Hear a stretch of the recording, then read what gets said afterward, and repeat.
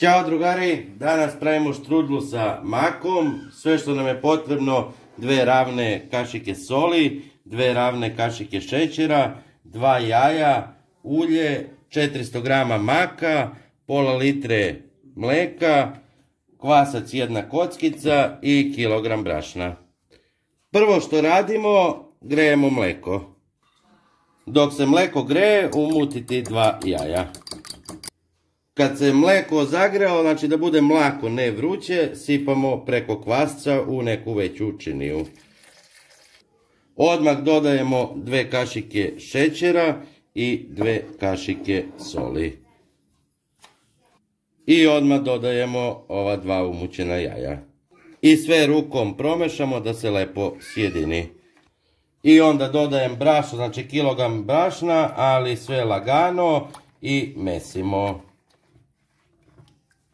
Kada ste umesili ovako malo, dodajemo 2 deci ulja.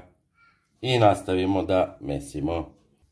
Evo ovako, znači da bude baš mekano testo i prekrijte sad krpom i ostaviti tačno 2 sata da odstoji.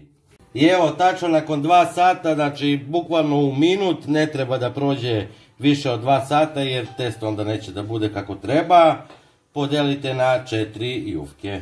Kada ste podijelili ovako na 4 lopte, znači otprilike, uzmite i razvucite u krug oklagijom. Kad ste razvukli, uzmite mak, znači u ovu kesicu ima 200 g, pola kesice 100 g, svuda pospite. Kad ste pospeli mak, uzmite, znači vrelo mlijeko nam treba i kašičicom pospite preko maka svuda. Evo ovako, znači mak je već gotov sa šećerom i nisam dodavao. Ako je slučajno samo mak, dodajte na nekih 100 g 3 do 4 kašike šećera. Kada ste natopili ovako, znači ove krajeve ubacujemo, znači ne nešto puno, ovako pomalo sa jedne i druge strane. I sada motamo sve do kraja. Evo ovako i stavljamo u pleh, znači papir ispod i ređemo sve 4. Kada ste napravili sve 4 štrudle, umutite jedno jaje.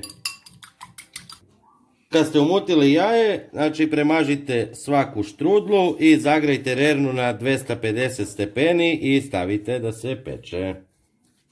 Evo drugari, tačno nakon 20 minuta na 250 stepeni, sve zavisi od vaše rerne, ispratite posle 15 minuta, možda vama treba 2-3, a ne 5 minuta da bi bilo 20.